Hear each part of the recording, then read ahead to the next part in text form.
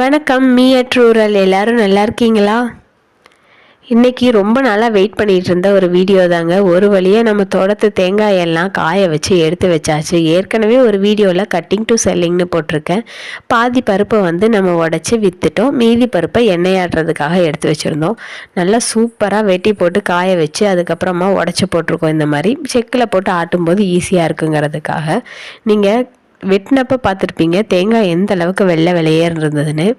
வெயிலில் ஒரு 4-5 நாள் இந்த மாதிரி சருவை காய வச்சதுக்கப்புறம் பார்த்திங்கன்னா லைட்டாக கலர் மாங்கும். இதே சல்ஃபர் போட்ட தேங்காயாக இருந்தால் வெள்ளை வெளியேறுன்னு இருக்குங்க. வெளியில் உங்களுக்கு அந்த ப்ரௌன் கலரில் இருக்கக்கூடிய ஓட்டு பகுதி வந்து பார்த்திங்கன்னா நல்ல ரெட் கலரில் இருக்கும். நம்மளது வந்து அப்படியே காய வச்சு எடுத்த தேங்காய்ங்கிறதுனால லைட்டாக கலர் மங்கி தான் இருக்கும். ஆனால் எண்ணெய் உங்களுக்கு பச்சை தண்ணியாட்டு அவ்வளோ கிளியராக கிடைக்கும். இன்றைக்கி நான் எங்கள் வீட்டுக்கு பக்கத்தில் இருக்கக்கூடிய வாகை மர சக்கு எண்ணெய் கடையில் தாங்க போய் ஆட்டிகிட்டு வர போகிறேன்.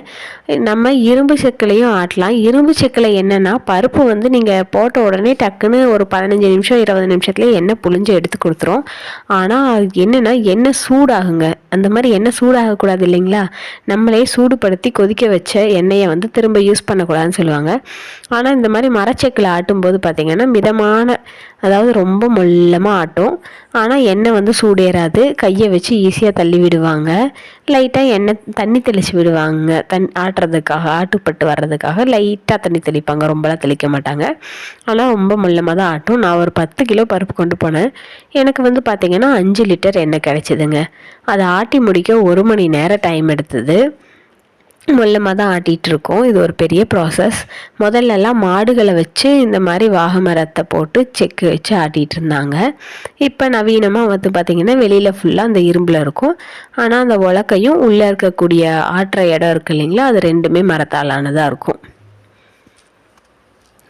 இந்த மாதிரி மேலே ஆட்டக்கூடிய எண்ணெய் கீழே வந்து அப்படியே வடிஞ்சு வர ஆரம்பிச்சிரும். உங்களுக்கு பார்க்கும்போதே தெரியும் எந்த அளவுக்கு கிளியராக எண்ணெய் வந்துட்டுருக்குன்னு சொல்லிட்டு. கீழே இது போல் டின்னில் ஒரு ஃபில்டரை வச்சு வடித்து எடுத்துக்குவாங்க, அந்த கசடெல்லாம் போகாத மாதிரியும். அப்படி இருந்தும் பார்த்திங்கன்னா உங்களுக்கு அடியில் கொஞ்சம் அடிவண்டல் தேங்கும். எண்ணெய் தெளிஞ்சு வர்றதுக்கு ஒரு வாரம் ஆகும். 1 வாரத்துக்கு அப்புறம் பார்த்திங்கன்னா அந்த மேலே இருக்கக்கூடிய எண்ணெய் வந்து நல்லா கிளியராக இருக்குங்க. அடியில் வந்து அந்த கசடு தேங்கிடும். நாங்கள் வந்து இந்த புண்ணாக்கெல்லாம் வேஸ்ட் பண்ண மாட்டோம், ஆட்டுக்கு போட்டுக்குவோம். நான் வந்து பார்த்திங்கன்னா இப்போ ஆட்டுக்கூலி கிலோவுக்கு ஒரு 20 ரூபாயின்னு வாங்கினாங்க. ஆனால் நாங்கள் புண்ணாக்கை வாங்கிட்டு வந்துடுவோம் இல்லைங்களா, அதனால் ஆட்டுக்கூலி எங்களுக்கு கொடுத்து தான் ஆகணும். இல்லை நீங்கள் புண்ணாக்கை கொடுத்துர்ணும் அப்படின்னா அவங்க கடையிலேயே கொடுத்துட்டு வந்துடலாம், அவங்க வியாபாரத்துக்கு வச்சுக்குவாங்க. உங்களுக்கு ஆட்டுக்கூலி இருக்காது. ஜஸ்ட் பருப்பை மட்டும் நீங்கள் கொண்டு போய் ஆட்டிகிட்டு வர்ற மாதிரி இருக்கும். நான் வந்து இந்த கடையில் தாங்க ஆட்டிகிட்டு வந்தேன். பொன் தமிழ்னு சொல்லிட்டு கரூர் டு கோயம்புத்தூர் மெயின் ரோட்டில் இருக்குது. இந்த தாத்தா தான் ஆட்டி கொடுத்தாரு. இவர்கிட்டயே நல்லெண்ணெய், கடலெண்ணெய், அப்புறமா தேங்காய் எண்ணெய் எல்லாமே இருக்குது. நம்ம போடுறதுக்கு முன்னாடி அவங்க ஏற்கனவே அவங்களுக்கு தேவையான எண்ணெயெல்லாம் தயார் பண்ணி அங்கே பெரிய பெரிய பேரல் மாதிரி வச்சு அதில் வச்சுருப்பாரு. இவர் கடையில் கொஞ்சம் நீட்டாக க்ளீனாக எல்லாமே மெயின்டைன் பண்ணிகிட்டு இருப்பாருங்க. ஒன்ஸ் இந்த தேங்காய் எண்ணெயோ நல்லெண்ணெயோ ஆட்டினா அது எல்லாத்தையும் தொடச்சிட்டு வேறு பருப்பு போட்டுட்டு அதுக்கப்புறம் தான் நமக்கு போட்டு ஆட்டி கொடுப்பாரு. இவர்கிட்டயே வந்து நாட்டு சக்கரை, ராகி மாவு, அதே மாதிரி கடலைப்பருப்பு பார்த்திங்கன்னா நாட்டு பருப்பு வச்சுருக்காரு. இவர்கிட்ட நாட்டு பருப்பும் இருக்கும், குஜராத் பருப்பும் இருக்கும். நம்ம வேணுங்கிறது எது வேணுமோ செலக்ட் பண்ணி நம்ம அங்கேயே பருப்பு வாங்கி ஆட்டிக்கலாம். எள்ளும் வச்சுருப்பாரு, எள்ளு வாங்கி ஆட்டிக்கலாம்.